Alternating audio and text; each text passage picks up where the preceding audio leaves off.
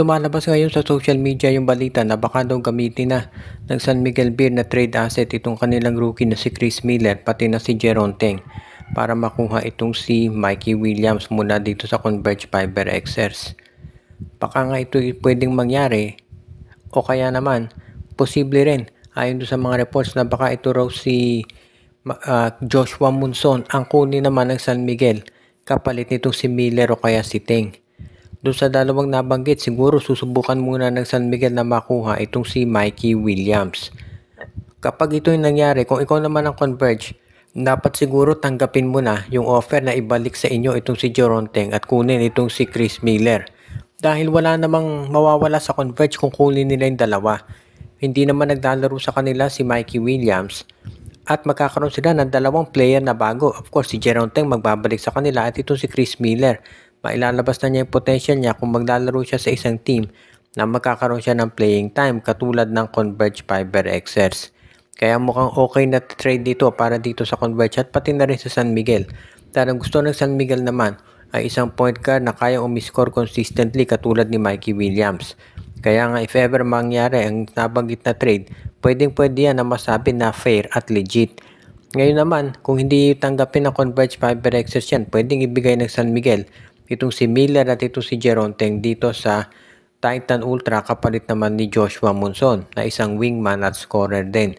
So iyan yung dalawang posibilidad na baka gawin na i-acquire ng San Miguel ang mga nabanggit na players para sila ay magkaroon na ng tinatawag na panibagong mga acquisition at syempre para na rin lumakas yung kanilang roster. Kahit man si Mikey Williams o si Joshua Monson ang makuha nila, malaking bagay ang mako-contribute ng kahit sino man sa dalawang yan dito sa SMB. Nababanggit natin ito si Joshua Monson, hindi lang siya yung gustong makuha ng San Miguel. Pati ang sister team nila na Barangay Ginebra, makikinabang din kung makukuha nila at makakuha ang nasabing player.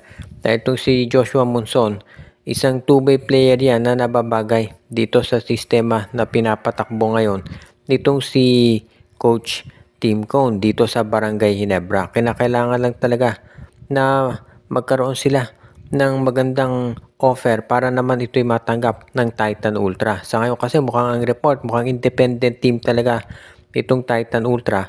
Kaya hindi kinakailangan na o hindi po pwede yung mga deals na ginagawa ng Barangay Ginebra dati dito sa Terra Firma Jeep at sa Northport Batangier. Pwedeng ibigay naman ang Ginebra na kapalit para dito kay Joshua Monson, itong si Nards Pinto o kaya naman ay isang first round draft pick. So kung yan ang ibibigay ng Ginebra, masasabi na natin na fair yung trade at hindi talaga magkakaroon ng problema pagdating sa pag-acquire sa nabanggit na player. Kaya nga sigurado na itong si Joshua Monson mapupunta sa Ginebra kung matuloy yung report na ito si Mikey Williams naman ay dadalhin dito sa San Miguel Beermen. Kung iyan ang magiging sitwasyon, sa tingin ko yung Ginebra magkakaroon ng isang sabihin natin na maganda at reliable na defender dito kay Monson. Plus magiging isa rin siya sa mga pwede nilang gamiting scorers. Kaya nga itong Barangay Ginebra at San Miguel Beer, sigurado na pag-uusapan na ng management kung sino at kung saan mapupunta yung mga nabanggit na players. Kung sa San Miguel mapupunta si Mikey, itong si Joshua Monson naman dito sa Barangay Ginebra. Pero sa ngayon, ang Ginebra nakafocus lang dito sa mga gusto nilang gawin para sila ay manalo sa mga susunod na laro at matiyak na sila ay magiging isa na dito sa mga top teams na maglalaro dito sa PBA at hindi na sila mapag-iwanan. Ang Rain or Shine Elasto Painters ngayon ay usap-usapan na baka kailangan gumawa ng trade para makaabot na sa finals. Parang given na kaya nilang umabot ng semis. Pero syempre, hindi naman po pwedeng hanggang doon na lang yan. Mukhang ang kulang dito sa Rain or Shine ay yung isang go-to guy. Kasi yung mga players nila ay halos duplicate positions na kinakailangan nila siguro na kumuha ng isang player na pwedeng mag-take over sa isang laro. At marami naman dyan mga magiging available. Syempre, pwede dito sa, for example, sa Phoenix, pwede nilang kunin si Alex Stockton. Pero syempre, hindi magiging madali ang nabanggit na trade dahil hindi naman yan basta pa i-release ni Coach Delta Pineda. So kung sakasakali na gustuhin nga ng Rain or Shine na makuha itong si Alex Stockton, kinakailangan muna nilang masiguro na magkakaroon sila ng isang solid offer. Dahil itong si Stockton ay isang franchise player, isang starter para dito kay Coach Delta Pineda. Rotation player din yan. Kaya kinakailangan na ang ibigay ni Coach Yeng Giao ay yung ding magagamit nitong si Coach Delta Pineda, lalo na't mukhang seryoso din itong Converge doon sa plano nila na magkampiyon. Kaya nga, itong si Coach Yeng Giao, kung talagang gusto niya na maging go-to player ito si Alex Stockton, kinakailangan din nila na magbigay ng isang player na pwede ring maisama doon sa rotation ng Fiber-Xers. Fortunately para dito sa ROS, marami silang mga ganyang players katulad nila Sholin Ildefonso, itong si Andre Caracol, si Anton Asisio. Ang mga yan pwedeng ibigay ng Raynor Shine Elasto Painters dito sa Converge. Ang pag-uusapan na lamang dito ay kung gaano katagal yung magiging response time dito ng Converge Fiber-Xers kung mag-offer ng ganyang trade itong si Coach Yeng Giao. Siyempre kinakailangan siguraduhin din ng Converge Fiber-Xers na magiging sapat yung ibibigay ni Coach Yeng Giao dahil mukhang championship talaga ang goal nitong si Delta Pineda at ng kanyang koponan. Kaya matinding usapan ang mangyayari dyan. Ang huli nating report sa ngayon, itong Phoenix Fuel Masters ay mukhang talagang maraming mga teams ang nagkaka-interest dito sa kanilang big man na si Will Gosum na hindi pa nga naglalaro para sa kanilang koponan. Dahil parang ang gusto rin mangyari ngayon ng mga ibang teams ay makuha itong si Gosum dahil alam na nila at nakita na nila kung ano ang magiging potential nito para dito sa Phoenix Fuel Masters. Kaya nga ngayon, mukhang ang gustong mangyari talaga nitong Barangay Ginebra. For example, sila ang kukuha para dito kay Will Gosum at pati na ang TNT.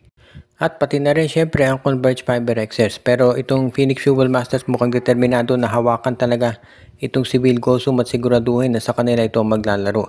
Syempre nga naman sila nag-draft dyan at hindi nila basta-basta pakakawalan para kahit kaninong team.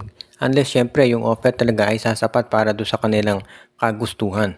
Pero sa ngayon itong si Will Gosum, masahan natin na magsusutap yan para dito sa Converge 5, dito sa Phoenix Fuel Masters. Ngayon, magdedepende na lamang yan syempre kung ano ang maibibigay nitong si, for example, San Miguel Coach Leo Austria o kaya naman itong si Ginebra Coach Tim Cone or si Chot Reyes o kahit na si Luigi Trillo. Kung sino man ang gustong kumuha dito kay Will Gosum, kailangan tandaan nila, independent team ang Phoenix Fuel Masters at hindi yan yung basta-basta na lang tatanggap ng mga kahit sinong player.